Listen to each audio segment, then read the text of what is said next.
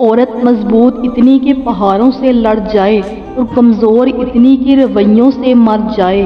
عورت محبت کرنے والے کو شاید بھول جائے لیکن عزت دینے والے کو کبھی نہیں بھولتی۔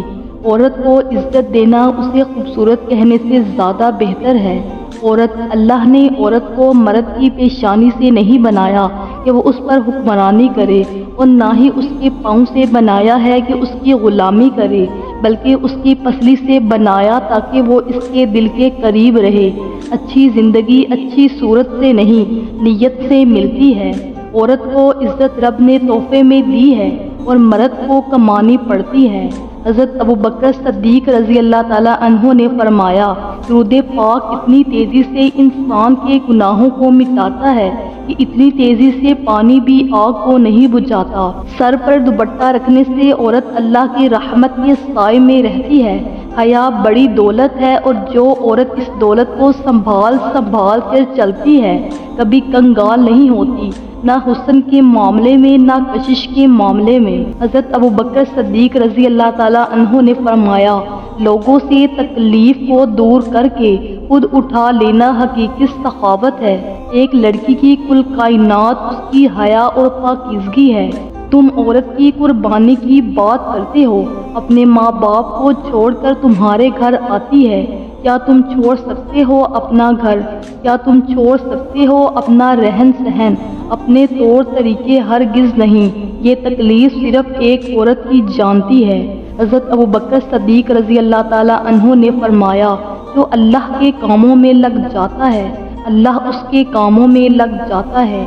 میری عزت میری چادر، میرا کردار سلامت رکھنا، یہی برسوں کا کمایا ہوا انمول اثاثہ ہے یا رب۔ عورت کے لیے دنیا کا سب سے بڑا رزق شادی ہے۔ خوش قسمتی سے اچھا لائف پارٹنر مل جائے تو ٹھیک، ورنہ قبر کی دیواروں تک عورت کمپرومائز ہی کرتی رہتی ہے۔ سے ہیں تو ڈٹ جائیں، انا پر ہیں تو پیچھے ہٹ جائیں۔ عورت کو اس قصے میں کمزور کبھی مت کہنا تم، ایک کردار میں رہ کر وہ کتنے کردار نبھاتی ہے۔ عورت کی عزت کیا ہوتی ہے یہ بیٹی کا باپ بن کر ہی پتہ چلتا ہے۔ چمچہ جس برتن میں رہتا ہے اسے خالی کر دیتا ہے۔ جو جسم رزق حرام پر پلے وہ کبھی بھی جنت کا حقدار نہ ہوگا۔ حضرت ابوبکر صدیق رضی اللہ تعالیٰ عنہ۔ عورت کی عزت کرو، عورت کی عزت کرو اس لیے نہیں کہ وہ عورت ہے، بلکہ یہ ثابت کرنے کے لیے کہ آپ کی تربیت ایک اچھی ماں نے کی ہے۔ حضرت ابوبکر صدیق رضی اللہ تعالیٰ عنہ نے فرمایا، صدقہ فقیر کے سامنے عاجزی سے اور باادب پیش کرو، کیونکہ خوش دلی سے صدقہ دینا ہی قبولیت کا نشان ہے۔ سورۃ الفاتحہ پڑھ کر پیٹ پر دم کرنے سے پیٹ کا درد ختم ہو جاتا ہے۔ اپنا سیدھا ہاتھ گال کے نیچے رکھ کر سونے سے ہارٹ اٹیک سے محفوظ رہتے ہیں۔ رات کا کھانا نہ کھانا جلد بڑھاپا لاتا ہے۔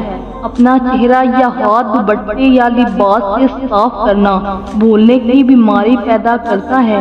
اگر کسی کو حج پر جانے کی طلب ہو اور کوئی وسیلہ نہ ہو تو روزانہ 21 مرتبہ سورۃ الفتح کی آیت 27 نمبر کا ورد حصول مقصد تک کریں۔ حضرت ابوبکر صدیق رضی اللہ تعالیٰ عنہ نے فرمایا، انسان خود عظیم نہیں ہوتا، اس کا کردار عظیم ہوتا ہے۔ حیا کی کشش حسن سے زیادہ ہوتی ہے۔ اللہ فرماتا ہے، جب کوئی تم پر ظلم کرے تو میرے انتقام پر راضی ہو جاؤ، کیونکہ میرا انتقام تمہارے انتقام سے بہتر ہے۔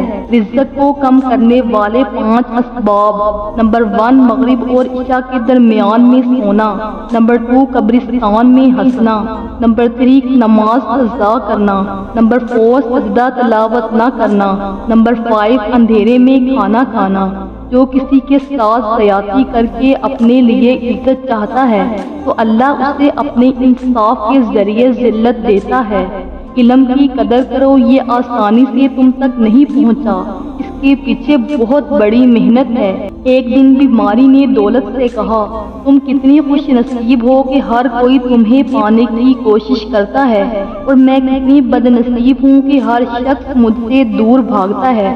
دولت بولی، خوش نصیب تم ہو جسے پا کر لوگ اپنے اللہ کو یاد کرتے ہیں، اور بد نصیب میں ہوں جسے پا کر لوگ اپنے اللہ کو بھول جاتے ہیں۔ برے وقت میں بھی ایک اچھائی ہوتی ہے، جیسے ہی آتا ہے فالتو کے لوگ چلے جاتے ہیں، اور تقدیر اللہ کے ایک اشارے پر بدل جایا کرتی ہے۔ تم یقین تو رکھو، وہ بہتر لے کر بہترین دے گا۔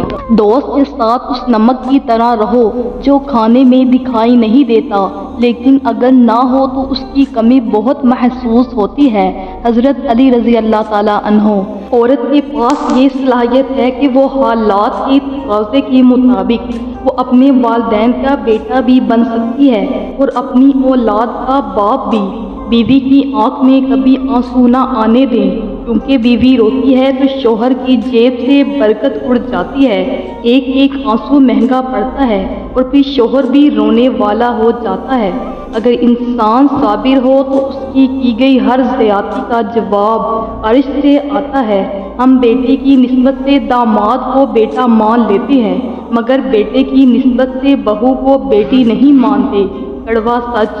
صبر رکھو، بے شک تمہاری تقدیر میں تمہاری سوچ سے بہتر لکھا ہوگا اللہ نے، کیونکہ وہ سب سے بہتر لکھنے والا ہے۔ پریشانیاں صرف مکافات عمل کے تحت نہیں آتی، کچھ آزمائشوں کے طور پر، کچھ انسان کو سبق دینے کے لیے، کچھ نیکیاں دینے اور کچھ مستقبل کی تیاری کے لیے بھی آتی ہیں۔ اپنے خلاف باتیں خاموشی سے سنتا ہوں، جواب دینے کا حق وقت کو دے رکھا ہے۔ کچھ راتیں اس لیے بھی نیند سے خالی ہوتی ہیں کیونکہ اللہ چاہتا ہے میرا بندہ مجھ سے باتیں کرے۔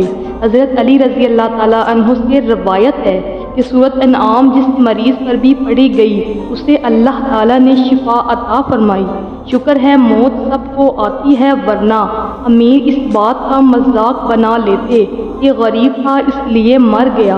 عزت نہایت قیمتی چیز ہے، کسی اختلافی بحث کے دوران آپ کی عزت پر انگلی اٹھانے والا بعد میں سونے کا بھی بن کر آ جائے تو اسے فری میں بھی نہیں لینا چاہیے۔ جب اپنوں کے درمیان بیٹھے ہوئے آنکھیں پانی سے بھر جائیں، منہ چھپا کر آنسو صاف کرنے پڑیں اور چہرے پر زبردستی کی مسکراہٹ سجانی پڑے، تب زندگی سے زیادہ بے رحم کچھ نہیں لگتا۔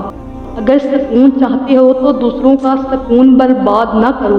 کبھی کبھی جو لوگ ہمیں بیوقوف سمجھ رہے ہوتے ہیں، دراصل ہم ان کی ہوشیاریوں کو نظر انداز کر رہے ہوتے ہیں۔ معاملات اللہ کے سپرد کرنا ہی بہتر ہوتا ہے، کیونکہ ہم خود بھی خود کے ساتھ اتنے مخلص نہیں ہوتے جتنا اللہ ہمارے ساتھ ہوتا ہے۔ دنیا کی سب سے بڑی دولت نیک بیوی۔ رسول اللہ صلی اللہ علیہ وآلہ وسلم نے ارشاد فرمایا، دنیا فائدہ اٹھانے کی چیز ہے اور دنیا میں سب سے زیادہ فائدہ دینے والی چیز نیک بیوی ہے۔